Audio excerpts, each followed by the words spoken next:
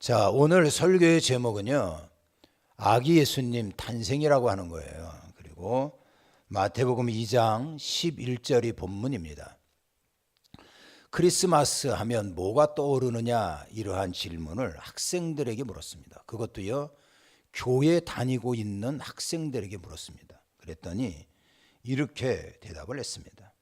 산타크로스, 가장 많이 대답을 했어요. 크리스마스 추리, 크리스마스 이브, 누돌프, 선물, 눈, 이런 것들이 무려 80%입니다. 예수님 탄생과 연관된 예수님, 아기 예수님, 교회, 이런 것은 20%밖에 되지 않았다는 겁니다. 성탄의 본질을 제대로 아는 이가 많지 않다라는 이야기인 것 같습니다. 오늘은 우리는 대강절 넷째 주일, 바로 성탄절을 이틀 앞두고 있습니다. 그럼에도 불구하고 주변을 살펴보면 바로 구원자 아기 예수님에 대한 이야기는 점차 희박해지고 있는 것을 볼 수가 있습니다. 요즘의 성탄절이라고 하는 것은 더 이상 아기 예수님의 오심을 기억하고 그리고 감사하는 것이 아니라 먹고 마시고 춤추고 놀고 죄짓다가 그리고 하나님의 뜻을 거역하는 광란의 날이 되어버린 겁니다. 예수님을 믿는 우리들만이라도 성탄절의 의미를 바로 알아야 하는 겁니다. 여러분들, 성탄절이라고 할 때 예수님께서 신성을 가지신 하나님으로 태어나신 날이라는 겁니다. 마태복음 1장에 보면 예수 그리스도의 나심은 이러하니라 이러면서 성령으로 잉태되었다라는 말씀이죠. 예수님의 탄생이 우리들과 다른 것은 성령으로 잉태된 겁니다. 역사 속의 수많은 사람들 중에서 성령으로 잉태된 분은 오직 한 분, 예수님밖에 안 계십니다. 여러분들, 성령으로 잉태됐다고 하는 이 얘기는요, 예수님이 하나님이다, 이런 말씀이에요. 그래서 예수님께서 요한복음 10장에 보면 나와 아버지는 하나다, 이렇게 말씀을 하셨거든요. 예수님께서 신으로 이 땅에 오신 날, 이게 바로 성탄절입니다. 두 번째는 뭘 얘기하는 줄 압니까? 예수님께서 완전한 사람으로 탄생하신 날이 이게 성탄절입니다. 그래서 마태복음 1장 18절을 다시 한번 보면은요, 예수 그리스도의 나심은 이러하다 그랬어요. 모친 마리아와 요셉과 정혼하고. 이 얘기가 뭡니까? 이 얘기는 인성을 가지고 태어나신 예수님이라고 하는 말씀이잖아요. 예수님은요, 마리아와 요셉 사이에서 인간의 몸으로 태어나셨습니다. 인간의 삶을 사셨어요.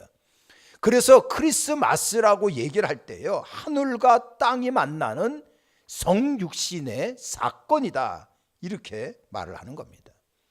그렇다면 왜 하나님이신 예수님께서 굳이 사람의 모양으로 이 세상에 오셨냐 하는 거예요.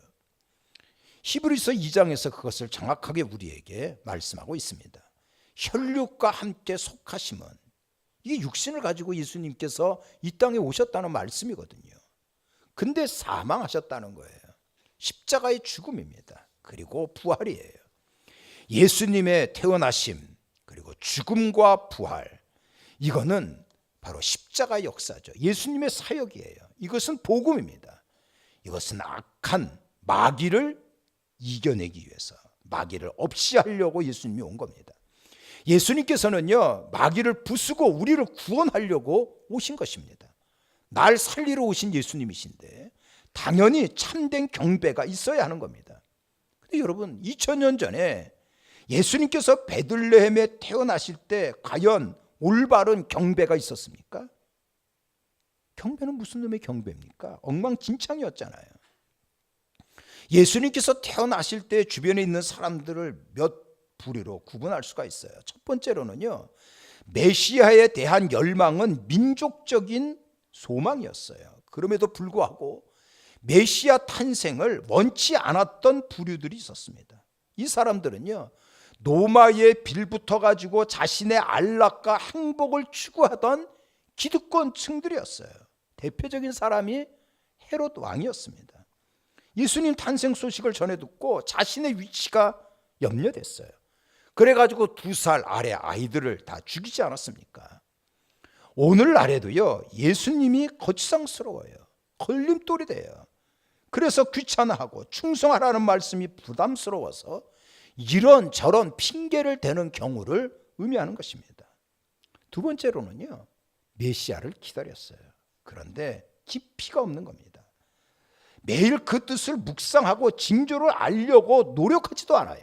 그냥 덤성덤성 넘어가는 건성입니다. 감나무에서 잘 익은 홍시가 떨어지듯 하늘로부터 그냥 막연하게 예수님 언젠가 오시겠지 뭐 이래 가지고 수박 겉핥기 식으로 믿는 자를 말하는 겁니다. 헤롯이 아기 예수님의 탄생에 대하여 서기관들에게 물었어요. 그랬더니 베들레헴이라고 정확하게 답한 것을 보면 이들은 아마도 메시아의 비밀을 알아차린 것 같아요. 그런데 어떻습니까? 끝까지 파고들지 않은 겁니다. 오늘날 자신의 생존 문제, 질병, 가정의 여러 가지의 문제, 이러한 현실적인 어려움에 사로잡혀가지고 애써 하나님의 뜻을 외면합니다. 그리고 하루하루를 살아가면서 깊은 명상이 없어요. 하나님 앞에 상달될 만한 기도 한 번 제대로 못하고 있는 거예요. 하나님께서 우리를 향한 그 위대한 메시지를 무시하고 사는 경우를 바로 의미하는 것입니다. 그런데 예수님께서 태어나실 때에 자신 속에서 잉태하여 낸 사람이 있었어요. 이 사람이 누굽니까? 연약한 소녀 마리아였습니다. 아마도 젊은 청년 요셉과 결혼을 앞둔 이 마리아는요, 너무나 즐겁고 행복한 시간을 보내고 있었을 것입니다. 근데 마리아에게 청천벽력 같은 소식을 듣게 되죠. 네가 성령에 의하여 잉태하여 아들을 낳게 된다고 하는 천사의 선포였어요. 처녀가 아기를 낳는다는 것은요, 예나 지금이나 불편한 일입니다. 이때 당시에는 가족으로부터 쫓겨날 뿐더러 맞아 죽을 수도 있는 일입니다. 근데 마리아는 뭐라고 고백합니까? 누가복음 1장에 보면 마리아가 이렇게 고백을 했어요. 내 영혼이 주를 찬양하며 내 마음이 내 구주를 기뻐합니다 라는 얘기죠. 예수님의 탄생을 온몸으로 받아들이고 있는 거예요. 온몸으로 찬양하고 있는 거예요. 대단한 믿음입니다. 누가복음 1장 46절로부터 말씀을 보면은요,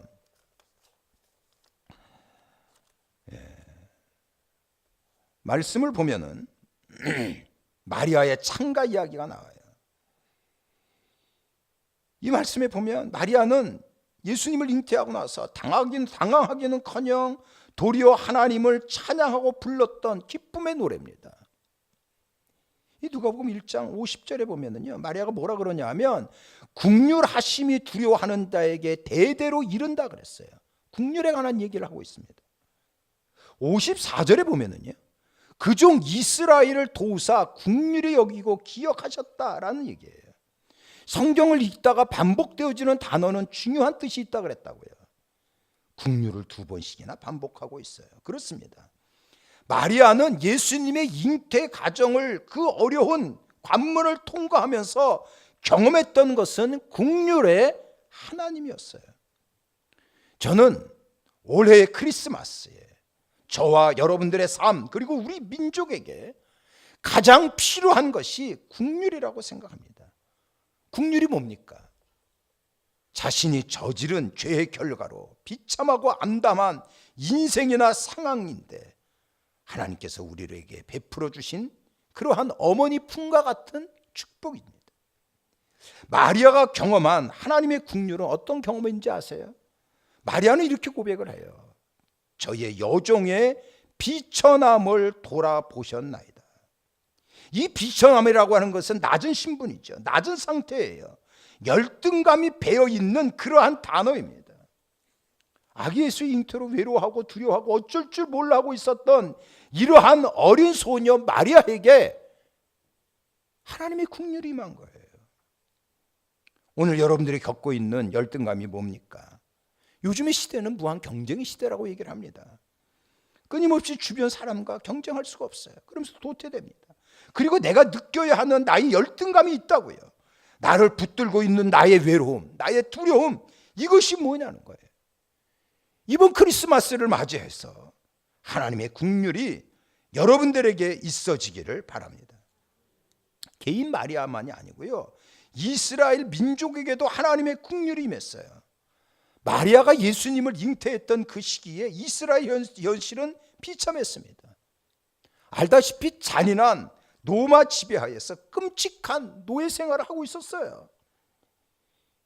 이스라엘 역사는 완전히 험난한 세월이었습니다. 애굽에 끌려가서 노예 생활을 무려 400년 동안 했습니다. 그리고 잔악한 아수르에게도 끌려가서 나라가 망하고 노예 생활을 한 적이 있었어요. 그리고 남쪽에 있는 바벨론에게도 끌려가가지고요, 노예 생활을 징그럽게 한 적도 있었어요. 그러니까 이스라엘 역사는 완전히 동네북입니다. 끊임없이 주변 강대국에 의해서 부서지고 끌려가고 짓밟히는 그러한 노예 생활을 계속 해야만 했습니다. 아기 예수님이 잉태한 때에도 이스라엘은 아직도 로마의 속국에 있었어요. 그런데 천사가 말하기를 메시아가 태어났다는 거 아닙니까? 이스라엘 민족이 그렇게 고대하고 기다렸던 그대로, 그래서 저희들에게 자유와 기쁨과 구원을 줄 수 있는 놀라운 그 메시아가 오셨다라고 선포한 겁니다. 사랑하는 성도 여러분, 저는 이와 같이 이 나라 이 민족에게 하나님의 긍휼이 있기를 간절히 소망합니다. 요즘 얼마나 어렵고 혼탁합니까? 진보와 보수가 극과 극의 대립으로 갈등이 심화되고 있어요. 우리가 어떻게 이루는 나라인데 가문 한복판에서 공산당 좋다고 떠드는 세상이 돼버렸어요. 긍휼이 이 민족에게 임해야 됩니다. 크리스마스는요, 하나님의 긍휼이 임한 날이에요. 우리의 삶, 우리의 가정, 그리고 이 땅, 이 민족에게 하나님의 긍휼이 있기를 주의 이름으로 축원합니다. 요즘 베트남 전역이 그야말로 축구 강풍으로 붉게 물들었습니다. 이게 그 그림인데요, 대단합니다. 우리도 2002년 한일 월드컵 때 대단했죠. 그 중심에는요, 박항서 감독이 있었어요. 어떤 사람이 자기에게 은근히 찾아왔어요. 그리고 목사님, 박항서 감독하고 형제가 아닙니까? 이렇게 물어봤어요. 머리만 없으면 나하고 형제라 그래요. 어떤 때는 전두환 닮았다고 그러고, 어떤 때는 이주일을 닮았다고 얘기합니다. 사실은 박 감독과 형제입니다. 그분은 하노이 성결교회 안수 집사님이세요.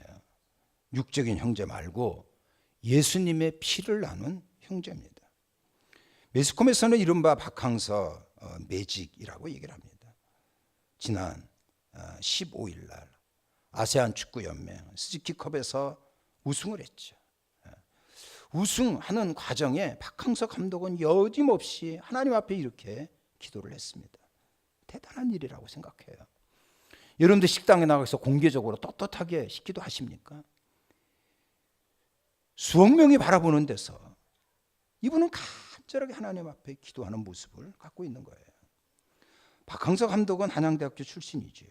선수 시절 때 예수님을 영접합니다. 그러면서 이 사람의 소망은 뭐냐 하면요, 한 손에는 축구공, 그리고 다른 한 손에는 십자가를 들고 선한 일을 하는 것이 나의 좌우명이다 라고 얘기했어요. 3부 리그, 형편없는 리그입니다. 여기에 감독으로 있을 때 인간들이 얼마나 무시했습니까?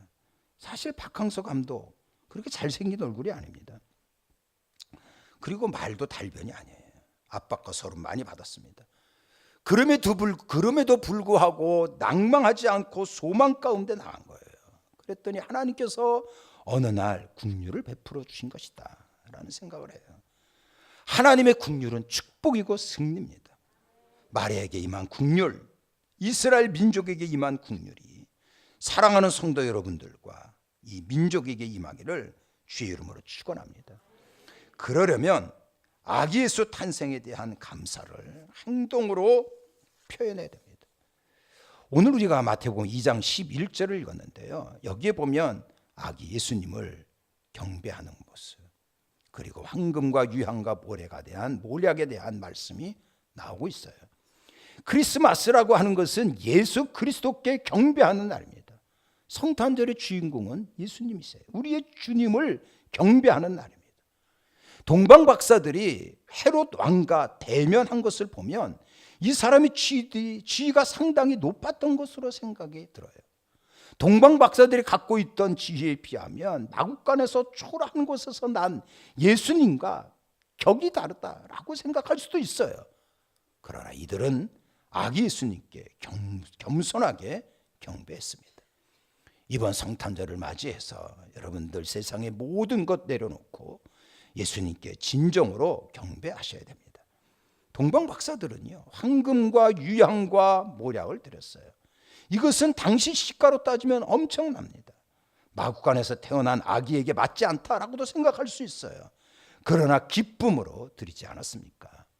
동방 박사가 최고의 것으로 우리 예수님께 경배하셨듯이 이제 여러분들 이번 성탄절날 여러분들이 갖고 있는 최고의 것으로 아기 예수님의 탄생을 감사하는 자가 되기를 바랍니다. 1965년도에 100원이 있으면 짜장면 35원, 목욕비 30원, 다방에서 커피 30원 이렇게 먹고도 무려 5원이 남았습니다. 근데 100원에 100배, 10,000원이면요 짜장면 먹고 나서 목욕할 수 없습니다. 돈이 모자라요. 여러분들 짜장면 굳이 드시고 목욕하려면 강원도 인제 원통에 가시면 군인회관이라는 데가 있습니다. 거기 가가지고 내가 군인 가족이라고 우기고 그러면 4,000원에 입장할 수가 있습니다. 그러면 어떻게 될 수가 있어요. 100배의 가치가 뛰었습니다. 여러분들의 신앙은 어떻습니까? 갈수록 뛰는 신앙입니까? 이번 크리스마스 때 모든 면에 업그레이드 되어지기를 바랍니다. 시편 24편에 보면 문들아 너희의 머리를 들릴지어다. 영원한 문들아 들릴지어다. 영광의 왕이 들어가시리로다. 영광의 왕이 누구시뇨? 강하고 능한 여호와다라고 선포를 했습니다. 성탄절이라고 하는 것은 우리의 주인이신 만왕의 왕 예수님의 잔치입니다. 이번 크리스마스에 예수님과 함께 그리고 가족과 함께 그리고 이웃과 함께 맞이하는 크리스마스가 되기를 주의 이름으로 축원합니다. 잘 준비하여 영광을 돌리는 축복의 성탄절이 되어지기를 주님의 이름으로 축복합니다. 이제는 우리 구주 예수 그리스도의 은혜와 하나님 아버지 극진하신 사랑하심과 성령님의 위로와 교통하심이 예배드린 우리 모두에게 영원히 함께하옵기를 간절히 축원하옵나이다.